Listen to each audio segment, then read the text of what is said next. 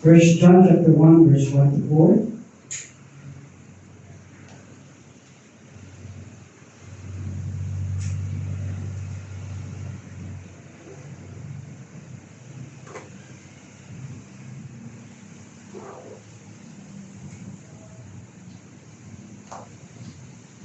Okay.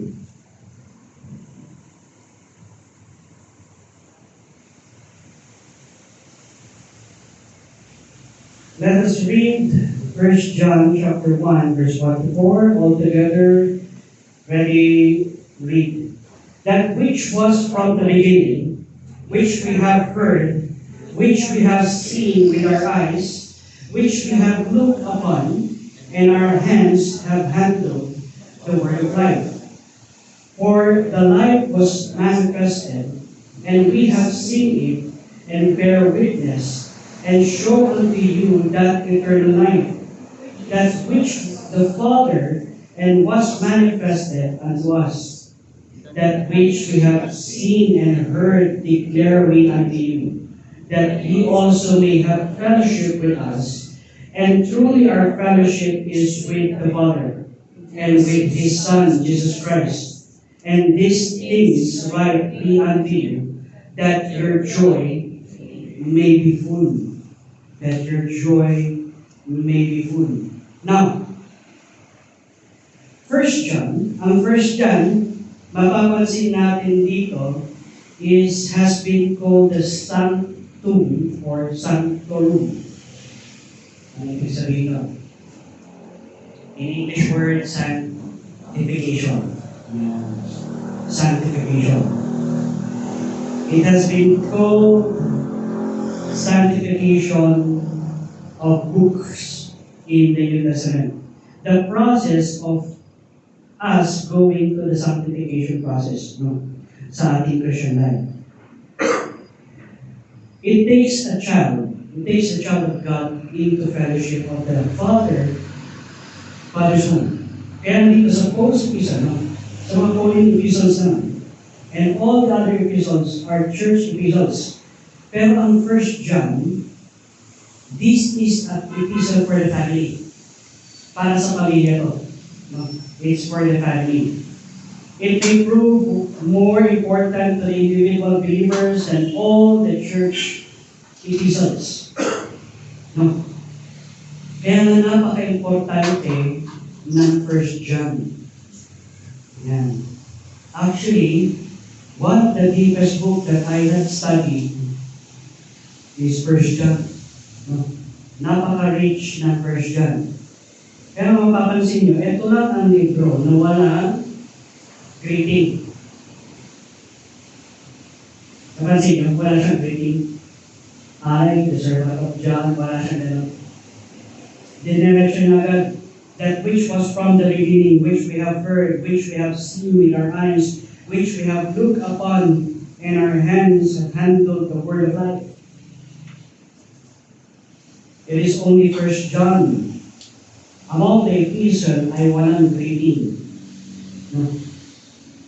Life is real. Yun ang katotohanan.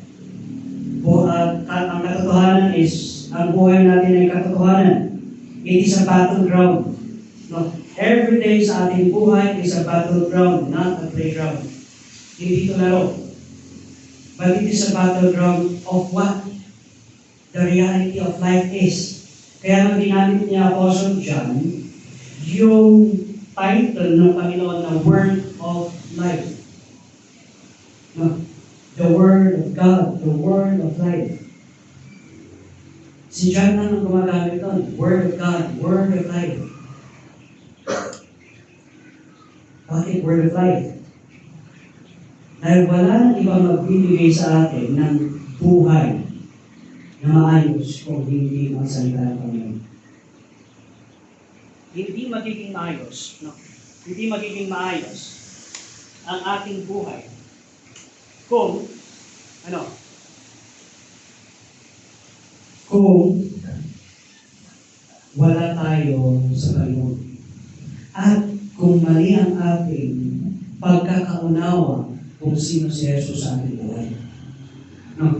If a person is wrong about Jesus Christ, he is wrong about that.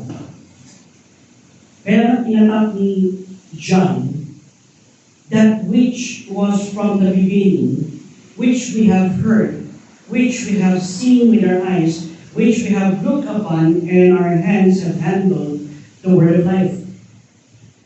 Kasi isang wrong concept lang sa Panginoong Heso Kristo.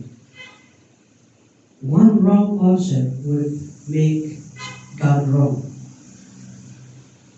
Ano yun eh? One wrong concept would make our life wrong. No.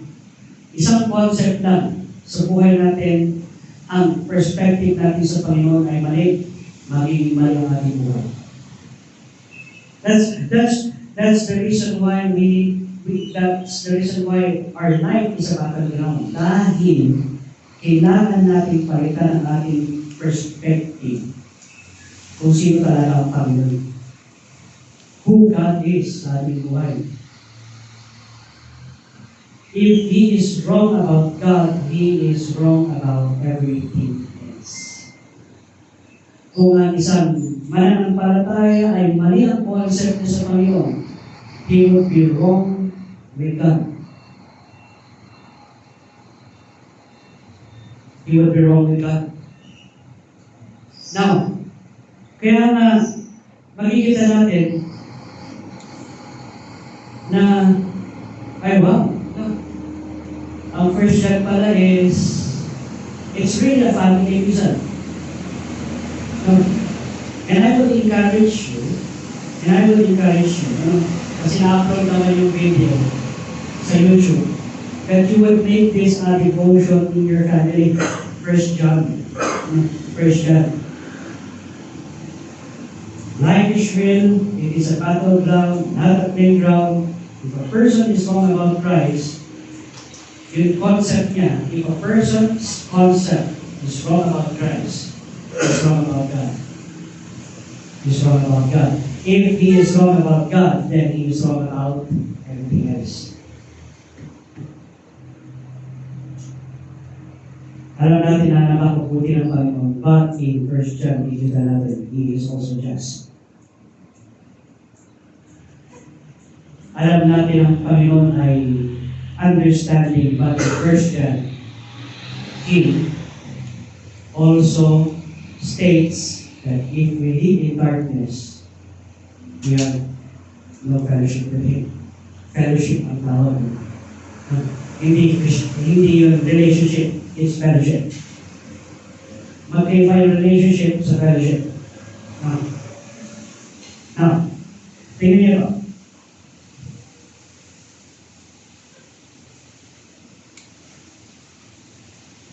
Let's read verse 1. Let's read verse 1. Verse 1, ready, read. That which was from the beginning, which we have heard, which we have seen in the darkness, which we have looked upon, and our hands okay, that which was from the beginning. There are tatlo na ginamit sa word the beginning. Diba? In the beginning, God created the heaven and the earth. Tapos, John chapter 1 verse 1. Ano? In the beginning was the Word, and the Word was with God, and the Word was God. Pero pagdating dito, that which was from the beginning. Mas nilagpasan niya pa yung dalawa na in the beginning God. In the beginning was the Word. Ang sinasabi dito is, ang Panginoong Heso Kristo, ang Diyos Ama, at ang banal na Espiritu is from the beginning, eternal beginning, and eternal end. Hindi lang nila sinimulan ang mundo. They are the epitome of the start ng mundo. Without them, nothing can consist. Nothing can be made. No. Kaya nga, si Apostle John, nung sinabi niya, that which was from the beginning. That which was from the beginning, which we have heard.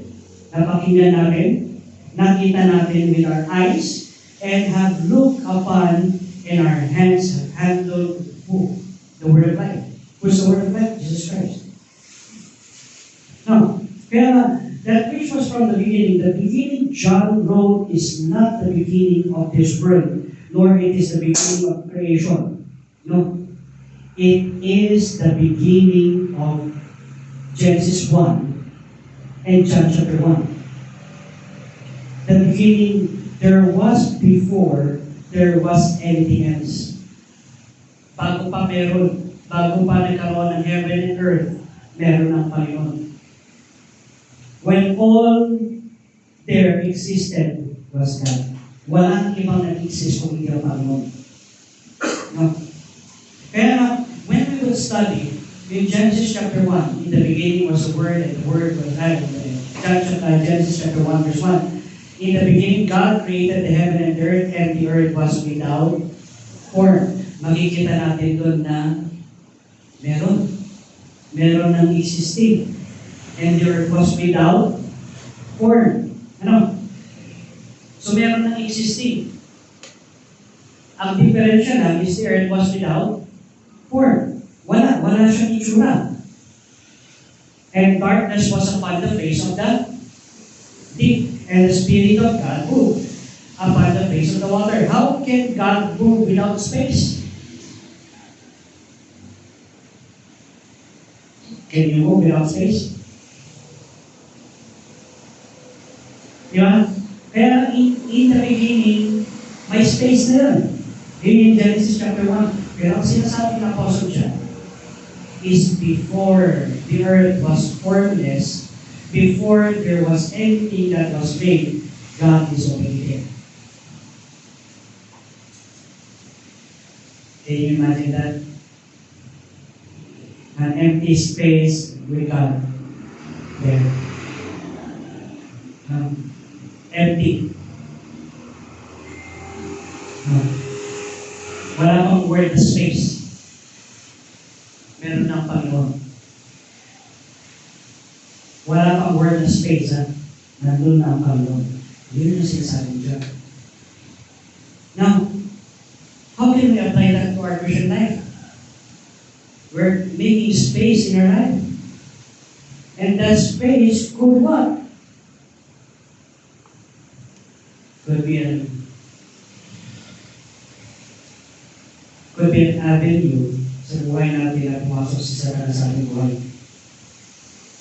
An empty space. Tandaan natin, 8 Corinthians is an empty space. It is the playground of the devils. Pag ang buhay natin maraming emptiness, pag ang buhay natin maraming bakante, yun ay paglalaruan ni Satanas. Alam mo yun? It's a playground of the devil. Kaya a house that is not being, hindi na nababahayan, ay sino mamamahay? Sino mamamahay? Mga evil spirits. Right? Kaya magiging haunted na yung house. Bakit? Of course, anay, ang mamamahay, no? Pero, kaya nga may tinatawag tayong mga haunted dahil hindi nagagamit yung bahay. Ganun din dito. An empty space in our life is the playground of the devil.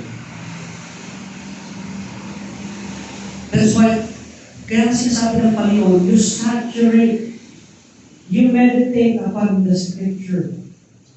Kung wala kang magawa, mag-isip ka ng verse. Oo. Kung wala kang magawa, mag-isip ka ng salita ng Panginoon to fill that empty space in your life. Why? Because you're increasing life. You're making your life more better. Ano? Hindi ba yung nakakapagod sa isipan? No. The Word of God is our rest. Kaya nga He is the Word of life. No, Word of life. Now, that which was from the beginning, which we have heard, which we have seen with our eyes, which we have looked upon, and our hands have handled the Word of life. The Word. Only John uses the title, the Word. Siya lang yung gumagamit ng title na the Word. Here, dinagdagan niyang of life. No, sa ibang episode niya, o kaya sa gospel niya, the Word of God. No? The Word. Jesus is the noun, the verb, and the adjective of God. So how is this? Ano now? What is a noun? A noun is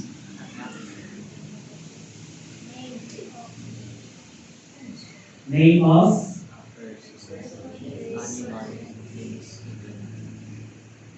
is everything is God's name. Jesus is God's name. So when you call upon the name of the Lord, thou shalt be saved. What is a verb? It's an action word. Jesus Christ is the action of the love of Christ. It's the love of God. He is the action of His grace. He is the action of His mercy. He is the action of His faithfulness. He is the action of what? Of everything that God is. Kaya Jesus Christ is the noun of God. He is the verb of God. Kaya Romans chapter 5 verse 12, Romans chapter 5 verse 8, di ba? But,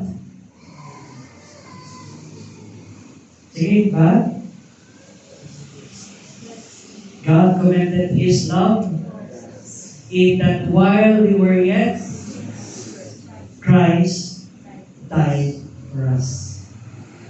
He demonstrated His love. He is the action word. Siya yung action word ng Diyos Ama. The Lord spake and the Lord Jesus Christ moved. Kaya nga sinabi sa Colossians, kung walang Panginoong Yeso Cristo, walang magpo-consist, walang mag-create.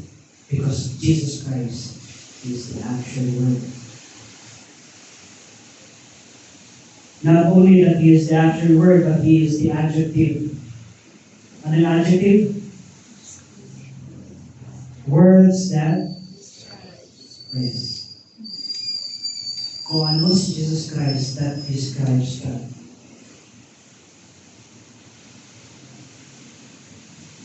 Kaya, do we really know Christ? Yeah? Do we really know Christ? Jesus Christ is the noun, Jesus Christ is the verb, and Jesus Christ is the adjective of God.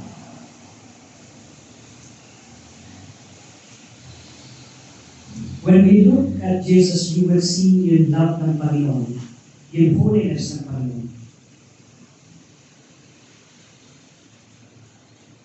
When we would define love, what is love? Love suffereth long and it's kind. Kung 1 Corinthians lang. But what is really love? When we say agape love, what is really agape love? When we say everlasting, what is everlasting love? Magbago ng lahat, magbago pa rin, mamahal ka pa rin ng Panginoon. Anyway, magbago na tayo. Magbago na lahat. God still love you. That's a statement.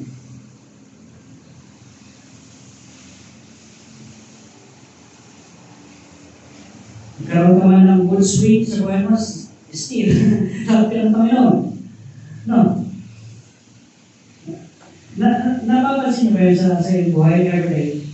Kaya nga, ang First John is an epistle for the family because this epistle would make sure that you would live an intentional Christian life sa Panginoon. You would live an intentional Christian life sa Panginoon. And when we look at Jesus, we will see lahat ng Panginoon and the holiness of God.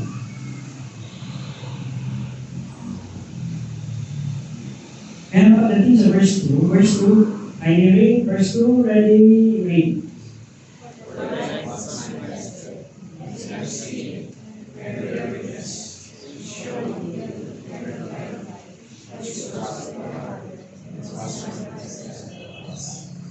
Tanda nyo, Jesus Christ is the noun, Jesus Christ is the verb, and Jesus Christ is the adjective.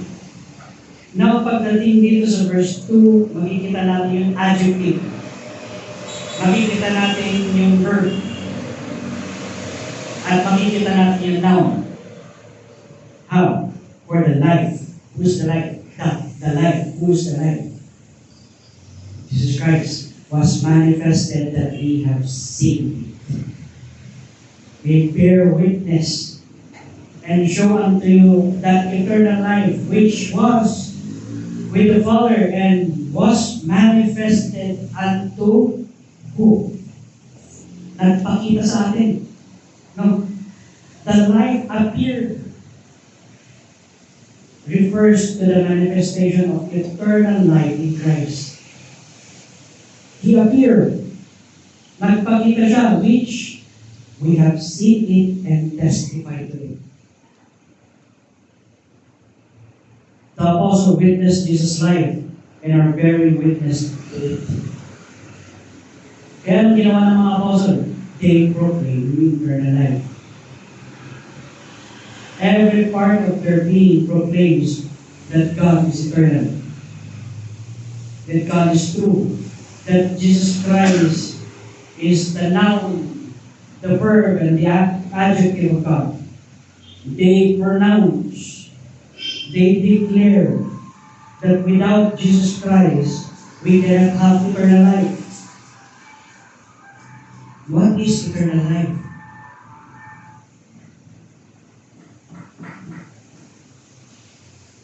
Diba? What is eternal life? Anong eternal life? Ang eternal life, hindi lang tayo makakatay. Is that fun? Masaya ba yun? Habang buhay, hindi ka makakatay? No. Is that fun? No? The life na sinasabi dito is a life that is more abundant than we could ever imagine. A life with the richness ng Panginoon sa ating buhay. A life na talagang that describes na talagang napakaganda that you can ever imagine. Life with the Lord is beautiful. Amen? Amen? Amen? Katawa? Is that statement true to your life? Is that statement true to my life? It should be. We have seen it and testified to it that when we walk with the Lord, when we walk with Him and have fellowship with Him, there is joy beyond measure. Alam mo yan? Pag nakikipaglakad ka sa Panginoon, there is peace and contentment. When you would walk with God and have fellowship with Him, there is what we call panatag. Kahit magulo ang buhay, kahit madaming problema, if you are walking together with the Lord, you know that ang iyong katabi ay hindi ka iiwan at hindi ka pahabayan.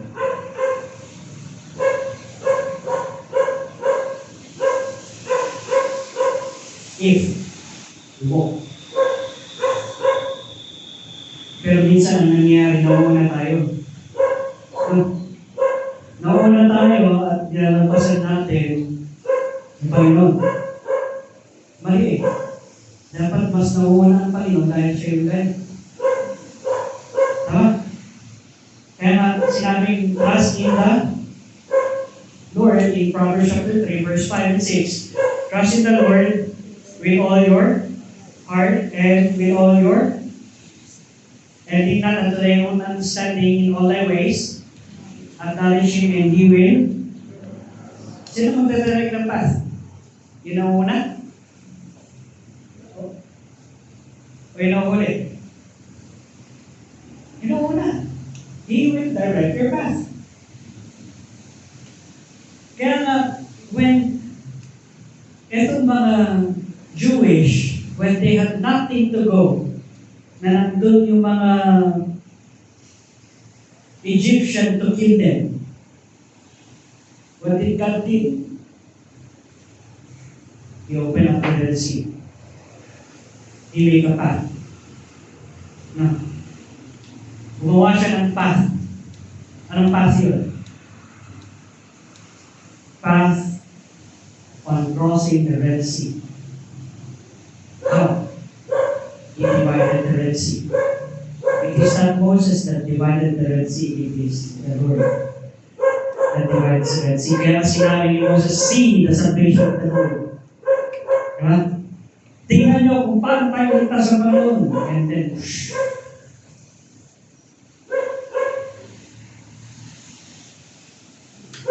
paano nalaman ng dagat na kailangan niya na mag-close?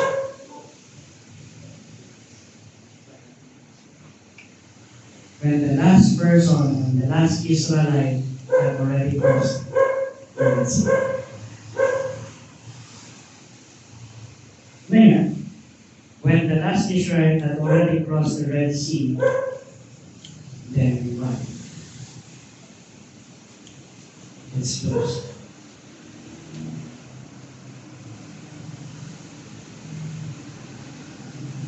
Kaya napaka-importante ng proclaiming the word of life. It's really true. People need the Lord. Are you people? Are I people? Yes. I need the Lord. No. Not just the unbelievers, but we need Him day and night. Sabi niyo. They are announcing the message of eternal life found in Christ,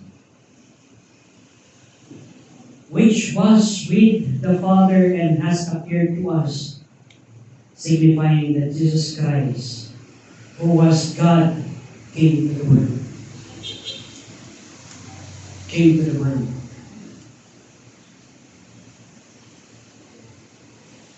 Verse 2, ulit. For the life was manifested and we have seen it. Have you seen Christ? No? Physically, hindi natin nakita ang Panginoon. But have you seen Him in your life? Have you seen Him in your life? Nakita mo ba ang Panginoon kung paano magtrabaho sa iyong buhay? Nakita mo ba ang Panginoon kung paano pagkabuhin ng Panginoon? Then bear witness. We need to be a witness to that. Kung gaano kabuti ang Panginoon, ganoon tayo maging witness sa iyo. Alam mo bakit? Bakit enticing ng mga advertisement? Because they're using influential people to what? To advertise, di ba? Bakit? Nakikita kasi natin yung buhay nila maganda eh. No? Tama? Pag nakikita natin yung buhay ng artista na yun, uy, ganda ng buhay niya. You will buy the product that is endorsing. Bakit? Kasi seemingly, pag binili mo yung product na yun, kala mo, kaganda din yung buhay mo. No, it's just because it was used by a famous person. Ganun din pagdating sa Panginoon. We have seen it, we have bear witness to it, and show until eternal life. Action speaks louder than words. What is being shown is what is loud.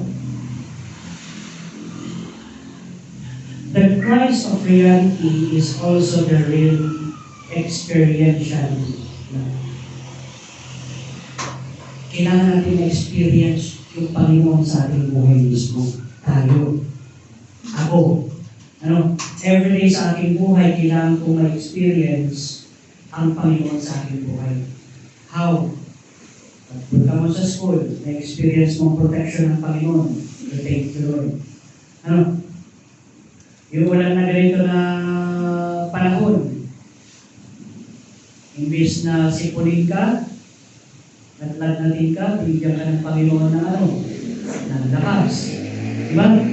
O kung sinipon ka man at binigyan ka ng Panginoon ng lagnat, ibig sabihin, na-experience ko kung paano yung healing power ng Panginoon, kung paano kapagalingin. Paano i-protect ng Panginoon ng ating sistema, paano i-protect ng Panginoon ng ating katawan. Real Christianity is a personal experience with the Lord. Yun ang katotohanan. No? Ang katotohanan sa Christianity is we need what? A real and personal experience with the Lord. How can I get personal experience? Gagawa ko ng sitwasyon para magkaroon ako ng personal experience? Hindi. Sabi sa Bible, when you wake up in the morning, you already experience yung grace ng Panginoon. Tama? And when you don't wake up in the morning, surely you have fulfilled the what? 100% experience with the Lord. Tama? Correct ba? Yes.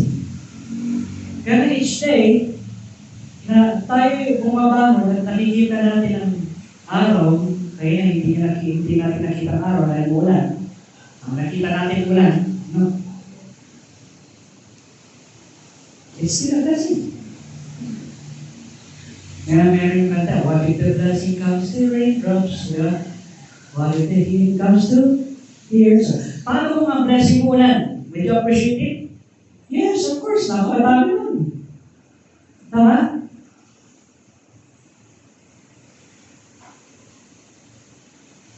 Kaya ang Christianity is a personal experience with the Lord Jesus Christ. There is a dead difference between church membership and salvation. Ano yung difference? Knowing about Jesus and knowing Him are not the same. Knowing about Jesus, ibig sabihin, alam mo lang kung ano yung mga kwento sa Bible, alam mo lang kung ano yung mga bagay-bagay sa Bible. But knowing Him in your life is experiential. It's personal. You experience Him. You knowing Him is just a knowledge. I know God is true. I know I can trust God. I know God can do anything. I know God can answer my prayer. But do you really believe that God can? Do we really believe that? It's a personal experience with the Lord. That's why, kung may mga problems, may mga heartache sa buhay, you pray sa Panginoon, Lord, I don't know what to do, but I know you know what to do. Di ba? And let me just experience how you do it. Sabi nga nila, experience is the best teacher sa buhay. Tama? Mga sinate? Experience is the best teacher. Oo. No? Pag wala kang assignment at napalo ka, ay wala ka ng palo ngayon. So, pag wala kang assignment at napalish ka, experience yun. No, gagawin mo na yung best mo to what? Do your assignment. Or, gagawin mo na yung best mo to copy an assignment. Pakopya naman. Pahingi naman ako. Pakopya naman. Kasi experience it. Di ba? Oo. Tawa sila. Ginagawa nila. Okay. Kaya maganda na, ginawa din namin yan. Di ba? Pero, isipin natin. Experience. Di ba? Every day is an experience together with the Lord. Verse 3. Ano sabi sa verse 3? Can you read? Verse 3, ready, go.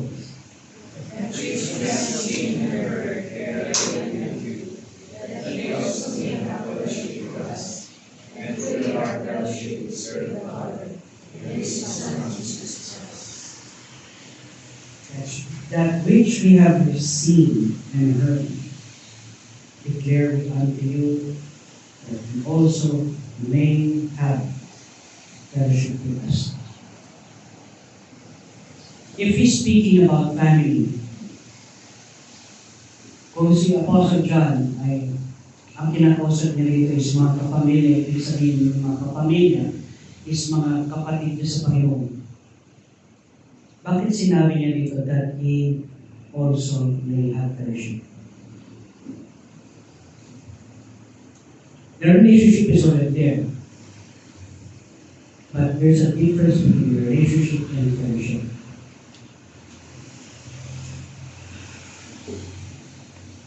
Yung nagkaroon ka na ng relasyon at yung nagkaroon ka ng fellowship.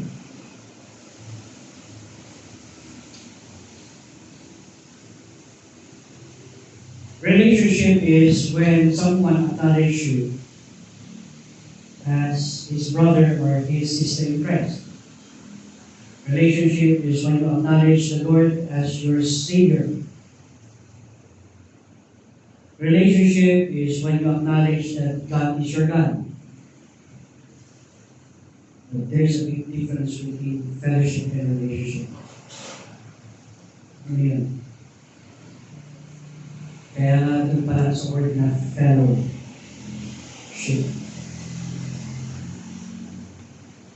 Yes, I trust God. Yes, God is my Savior and I walk with Him.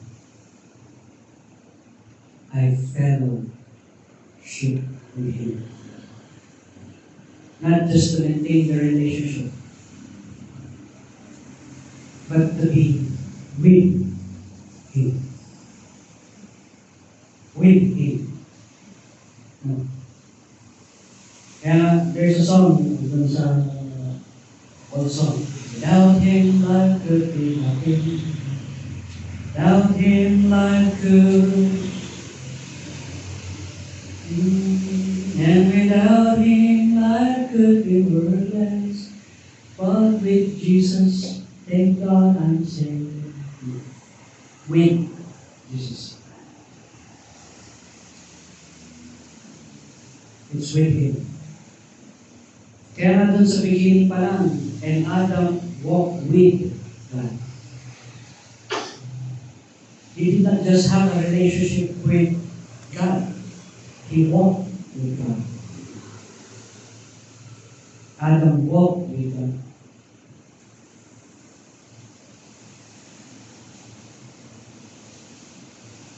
There's a big difference between being a father and loving your daughter or your son.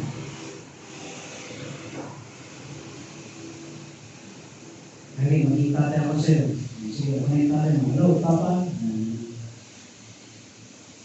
Pero magkaiba kung talagang tatay at talagang na-feel niya yung pag-ibig ng isang fellowship yun. That which we have seen and heard declaring unto you. John's purpose in proclaiming the gospel is to invite others into fellowship. Koina. A deep shared relationship with believers. How deep is this? How deep relationship? God the Father and Jesus Christ. The fellowship is both horizontal with other believers and vertical with God. That is why it is a cross. Diba? Kaya nung sinabi ng Panginoon, carry your cross and follow after me. Ang ibig sabihin nun is what? Sa pag-ibig sabihin is to carry both your brothers and sisters in Christ and follow the Lord vertically. The proclamation of the gospel is the means by which people enter into this relationship. We need to proclaim.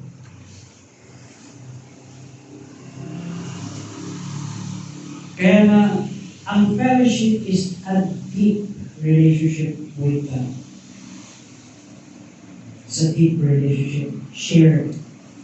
Not just one-sided. No. But both. Minamahal ka ng Panginoon, minamahal mo rin siya.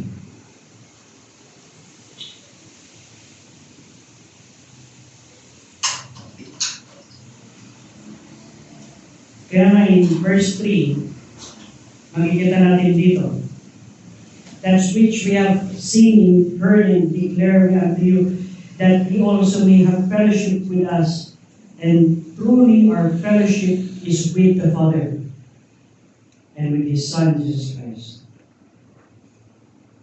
We proclaim to you what we have seen and heard. Ano yung seen and heard? Hindi ito chismis. No? Hindi ito chismis. Ang sinasabi dito is, ano yung ginawa ng Panginoon sa aking buhay? Alam niyo ba, napakabait ng Panginoon dito. Bakit? Ang lakas ng ulan, hindi ako nakapag. Pinatulog ako ng Panginoon. Hindi na. Hindi nakapagpahinga ka ngayon. Ha?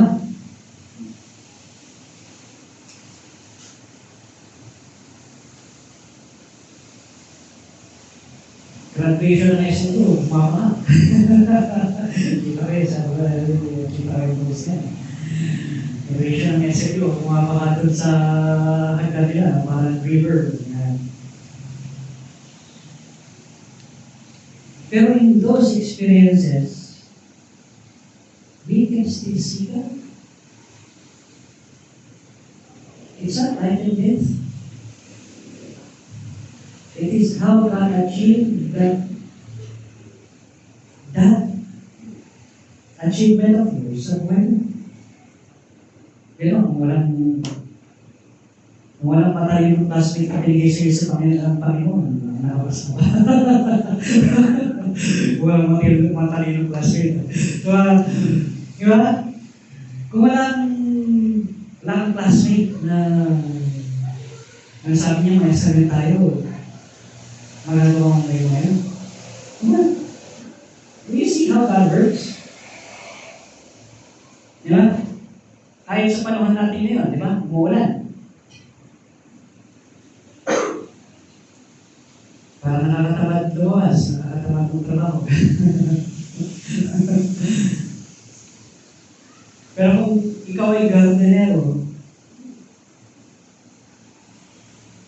the Lord is working already for you. Right? Tama? Oh, hindi mo na kailangan magbili ng umaga. Dili-dili mo na. Nakita niyo kung gaano kabuti ang Panginoon. Di ba? Napasama niyo yung paa mo. At least hindi po katawan. Tama? This week was a good experience for me this week. Dahil may isang school na akong prines. So, nagpatawag sila ng pastor. Eventually, ako yung tinawag nila na invest yung school. So, I need to pray. So, sa atin, pag-pray mo lang ng minsan, okay na, di ba? Pero gusto nila, every room, you would go there. So, every room, I went and prayed. But I went there, not just to pray, but to share yung word ng Panginoon. I thank God, sabi ko gano'n, kung walang namatay dito, you would not let this school be blessed. Yan ang katotohanan, kasi may namatay. Oh, may namatay, kaya tumawag sila ng pastor to bless yung school, kasi may nararamdaman sila. Sabi ko, ano ba yung nararamdaman nyo? Baka nararamdaman ko din. So, in short, I shared the plan of salvation. Maraming naligtas.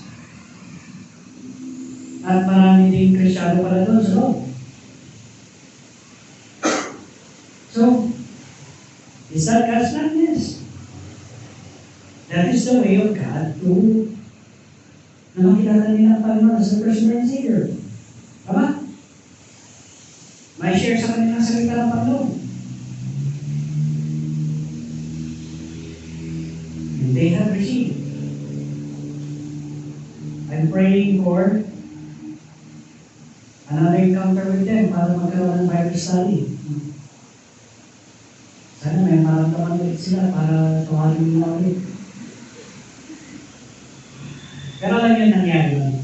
Pagkatapos na nag-bless, sabi ko ganun, alam niyo, Panginoon na ang nag-bless. Bakit? Tingnan niyo ang lakas ng ulan mo. It is of the Lord's blessing na bless niya na yung school na. Asa-asa ko na. Hindi mo kailangan ng tubig na gano'n.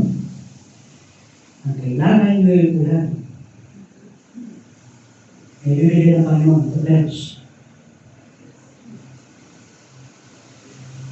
Then kung tanggal na napansin mo man, blessing yun. Ano yung nangyari? Pumasok yung tubig sa loob ng school. Pumasok. Pero dahil yun yung teaching mo, bless na talaga ng Panginoon.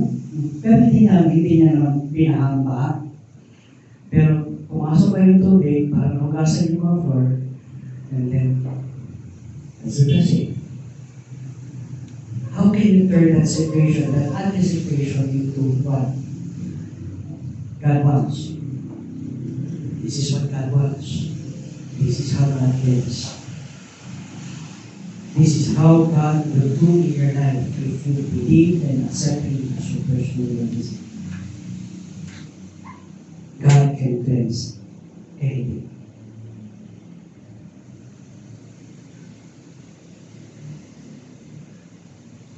It's a need that talagang we proclaim the gospel of Christ.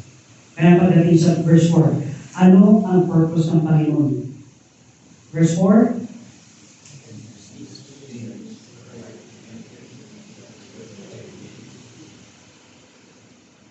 yung maybe dito hindi sigurado. Hindi kagaya ng maybe natin. Maybe this time, hindi ano. Kaya maybe tomorrow, yung maybe dito is a full gesture ng Panginoon that your joy will be full. These things write me unto you, that your joy will be full. Are you enjoying your Christian life? Are you enjoying or are you enjoying? Kaya may motivation of John, where the writing is complete, is joy by seeing others enter into the fellowship with God are likely includes both the apostle and the readers, lahat tayo, suggesting that true joy is found in shared faith and relationship with Christ. Kaya nga, the more you share your faith, the more na nagsishare kayo ng relationship niyo sa Panginoon, kung anong ginagawa ng Panginoon, nagkakaroon ng burdens are lifted at Calvary. Nagkakaroon ng change sa isang tao. Why? It's relationship with Christ. It's fellowship with Christ. This reflects a communal nature of Christian joy. When we say communion, you commune with Him.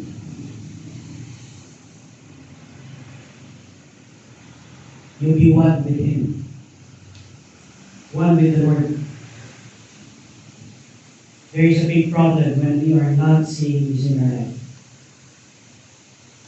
Ano yung malaking problema ang Christian life natin is just enjoying all the time.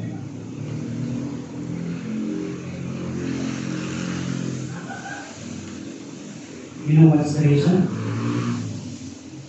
We do not have an intentional relationship with them. If you want that your life as a Christian will be joyful, joyfully, have an intentional Christian life and have an intentional relationship with them.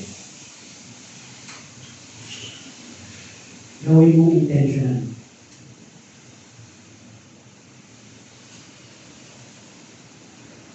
Hindi lately. Intentional.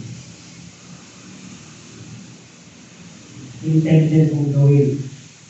Intended mong isipin ang kabutihan ng Panginoon sa ating buhay. Kaya nga maraming Christian hindi masaya sa kanilang buhay. Because, tingnan niyo ito, bakit sinabi ng Panginoon, the joy of the Lord is our strength? The joy of the Lord is my strength. Bakit sinabi ng Panginoon? O rejoice in the Lord. Rejoice in the Lord always, and again I say rejoice. Ibig sabihin ba, mawag ka na siyang kung rejoice? Hindi. Saan siya gagamit ko? Pastor? Hindi. Rejoice. Rejoice in the Lord always, and again I say rejoice. Bakit? Kasi intentional yun. Ang joy is an intentional word that your joy may be full. Pero how can we have an intentional joy when we do not care and when we do not think about God? The one that would give us joy. Diba? Kaya there is a big problem when we are not seeing this sa buhay natin. When we are what? So depressed in our life. The time that we are so depressed in our life, it's the time that we could see na malayo tayo sa Panginoon.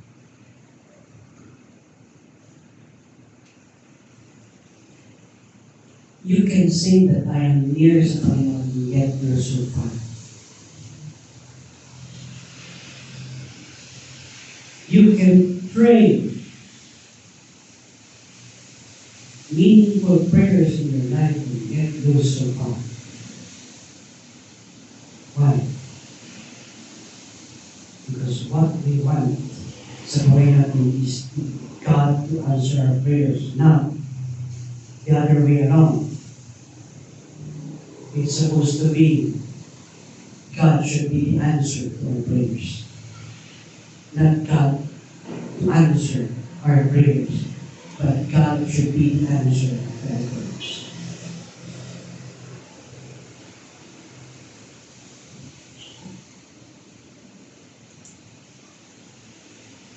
These things might be until that your joy may be full. Kaya sinabi ko, Ang First John, ang pinakamalalim na aklat na makikita niyo sa Bible. We only have 5 chapters and 4 pa lang na verse ang natin discuss. Actually, hindi pa nga natin yung isa yung 4. The most joyous truth, no, in our hearts is to know that Jesus Christ is our personal Savior. How personal is God? How personal is our Savior? That our home is in heaven. No? And that we have a special vision for living. That's why when a Christian is thinking about suicide, he's not excited to go home.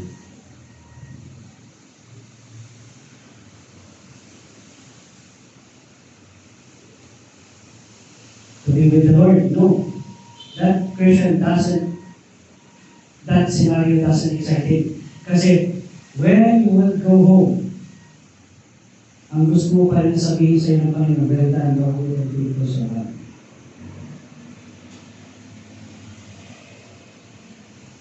Ibig sabihin, prolong my life, Lord, para makapag-share pa ako ng salita ng Panginoon. Prolong my life that I can enjoy my relationship with you more here.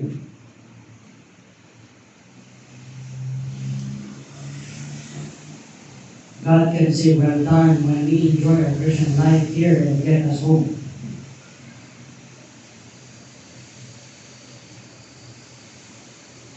The Lord will be sad when we shortcut our race.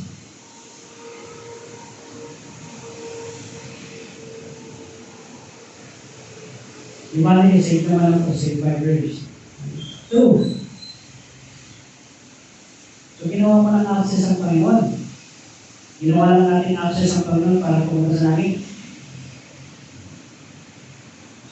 Di ba? Then, ang intention mo doon is just an access, not a relationship. It's supposed to be a relationship. One of the reasons many Christians have such little joy is because they don't study the Bible. They don't study the Word of God. Kaya ginamit ni Apostle John the Word of life. Gusto mong magkaroon ng meaningful life? Study the Word of life. Simple. Right? Gusto mo ng abundant life? Study the Word of life. Study how Jesus Christ turned the water into wine. Study how Jesus Christ what? Make miracles upon miracles. Study how Jesus Christ, kung paano niya binuhay yung patay. Paano binuhay ang Panginoon yung patay? Arise. Arise. Tama? Pero pag sinabi ng Panginoon na arise, ano ibig sabihin nun? Aray. Totoo. Sa buhay nating patay, kailangan natin ng arise. Pero bago tayo mag-arise, may aray. Tama ba? Oo, masasaktan tayo bago tayo isipin ng Panginoon. Tama? Kaya na-arise. Hindi ko alam bakit kinumalang ng Panginoon yung Tagalog word sa English word mo. Arise ang aray. Pero one of the reason why many Christians have such little joy is they don't study the Bible. Kaya you need to start your pilgrimage today. You need to start yung buhay mo to the Word of God. Not just reading, but meditating upon the Scripture. And which was from the beginning, which we have heard, which we have seen with our eyes, which we have looked upon, and our hands have handled the Word of life. short today. May ligaya ka ba sa buhay mo ngayon? Ligaya ng buhay, di ba? Kung kita lang po si Kristo. Ligaya ng buhay, kung siya'y manunubos mo. Which is true. Most people have just enough religion to make them miserable. Christian life is an intentional relationship with our Lord. It is not. If you're not intentional with your relationship, you are miserable. If you want to have a miserable life, don't be intentional with your relationship. But then mapapansin mo na lang sa buhay mo. You will undergo depression, you will undergo sadness, you will undergo things, bakit ang gulo-gulo ng aking buhay? Because we are not understanding the word of life.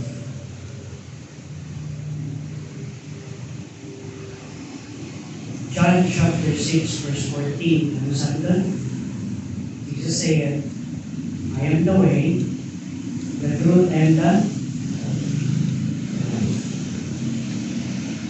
You want to have a good life? Have the word life. It's that simple. Ganun na siya kasimple.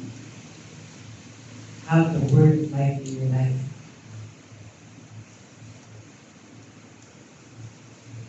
Kaya the question remains, how is my relationship with my Lord? How is my relationship with my Lord? Am I being intentional in loving Him? Am I being intentional in serving Him? Am I being intentional sa aking relationship sa Panginoon? Intentional. Ayan. Sa dami ng ministry na nadaanan,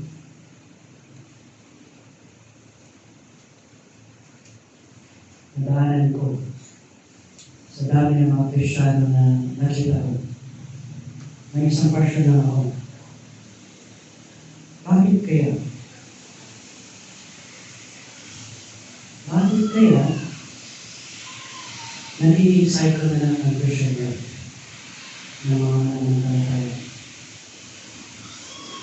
And the answer is, there are few Christians who really wants to have an intentional relationship with them. Few. Very, very few. Nagiging cycle ang buhay ng isang mananampalataya dahil it's just a religion. It's just this. Sayang yung buhay. Sayang. We only have few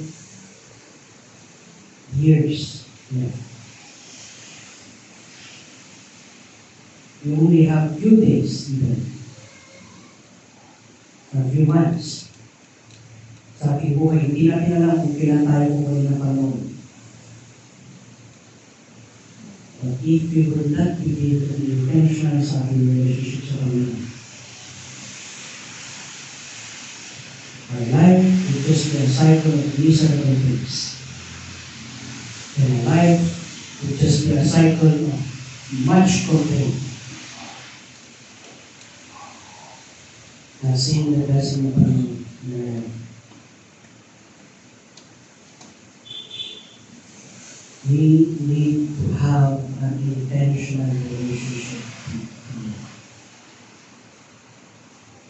intended.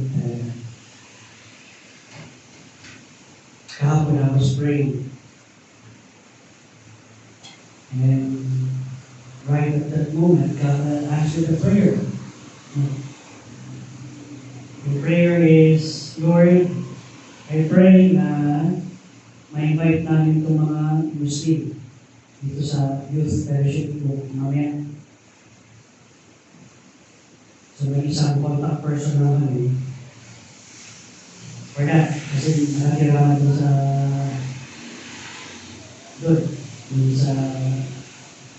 branch. Yung nasa Christian, burden natin na talagang i-share sa kanila yung sa taong Panginoon as they would just have one more week to go bago sila bumalik sa Mindanao.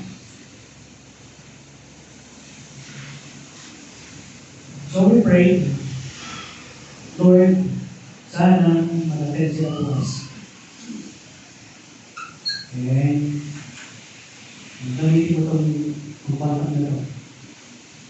After that, ay nakausap ko yung contact person. Sinabi niyo walang reaction yung mga kasama na, ay walang reaction na negative.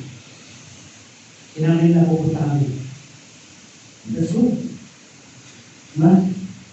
And we will see mamaya yung answer ng prayer ng Panginoon. If they will really go. But in that moment, makikita natin, wow, the Lord is already working in their life. We pray that they would receive Christ as their personal Savior. Bilang isang Muslim, I know the hardship of receiving Christ. When you will receive Christ, that means your life. Remember, that means your life. Even your parents can kill you by receiving Christ.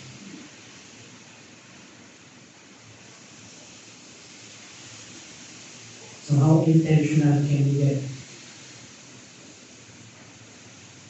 How intentional can you get? With every head bowed and eyes closed.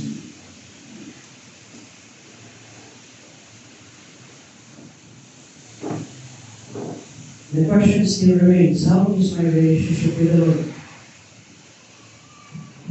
How intentional am I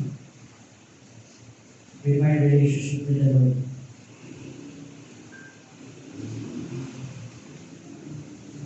Can you say life and death?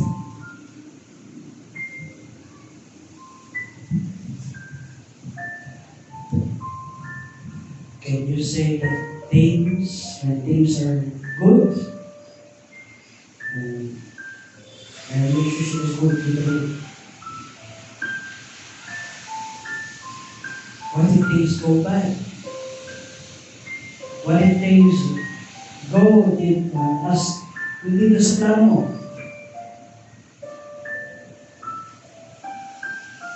But let us remember, if things did not go according to our plan, it went according to God's plan.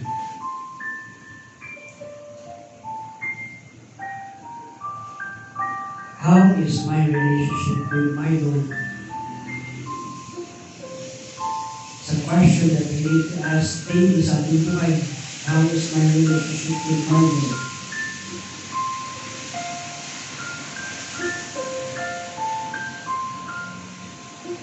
So I have a lot of complaints in my life. I have lots of sadness in my life. And we cannot understand the joy that the Lord is offering with His relationship with me. How is my relationship with my Lord? Give me time to pray. Let's prepare the place. Reflect on these things. Reflect on your relationship with the Lord. Reflect on things that needs to improve. Have that intentional relationship with the Lord.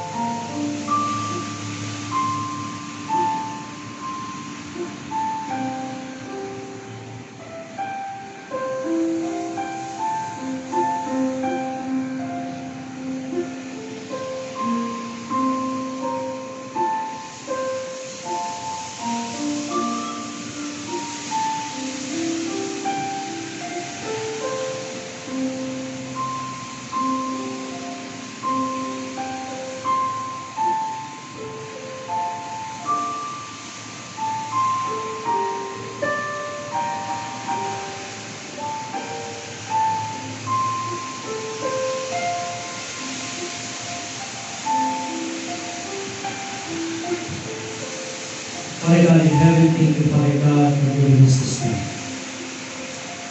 Thank you for your word. Thank you for the word of life.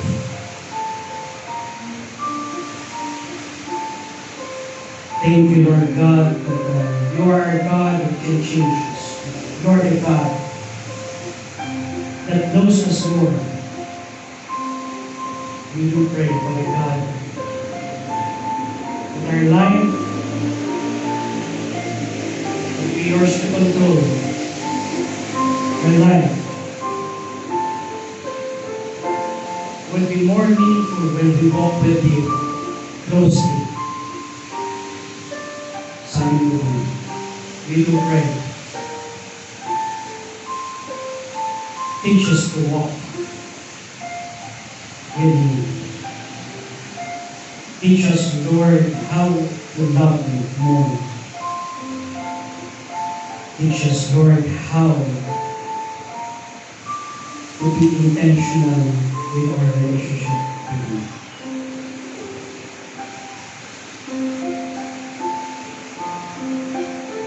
Thank you, Father God, for this time. Thank you, Father God, for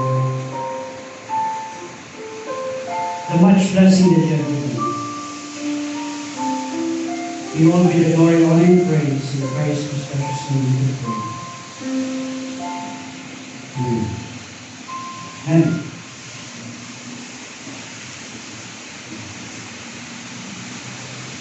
Okay, shall we all stand? Shall we all stand? Let's get our tithes and offering. This time, let's ask Brother Wen to pray for our tithes and offering. And Madam Jalo. Father, we thank you for the day, this by the day. Thank you, Lord, for the Spirit. Thank you for your word. We pursue this relationship with you, and we pursue this fellowship with you. And please bless the giving of the tithes and giving of the offerings. May it be used for your work. May it be used to reach those who don't know you. May it be used for the rest of the gospel. May you Father for all of these things. We so very much to you in Jesus' name. Amen. Amen.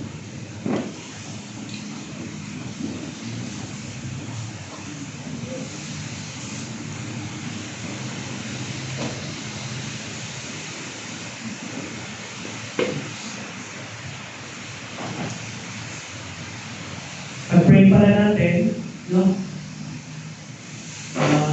Pumunta kami sa konto kay may mga college student doon. Hindi ko na naaral. Hindi ba, hindi nag-church. Pag-pray natin na makita natin dito sa ating simbahan. So, pag-pray natin doon. Diba? Let's also pray for the flight. Yung visa, kamusta yung visa? Wala pa? So, pag-pray natin yung visa, ina-under na country. Schengen, Schengen. Schengen, Schengen pa yan. Ginawa mong si Schengen. Yan. So, pag-pray natin yun, and first, let's pray for our brothers and sisters in Christ na sick. And napasok bukas. Pag-pray mo basta walang pasok bukas. Okay. So let's all stand. Let's sing happy birthday. Happy birthday kay Tia. Where's Tia? Nasa si Tia.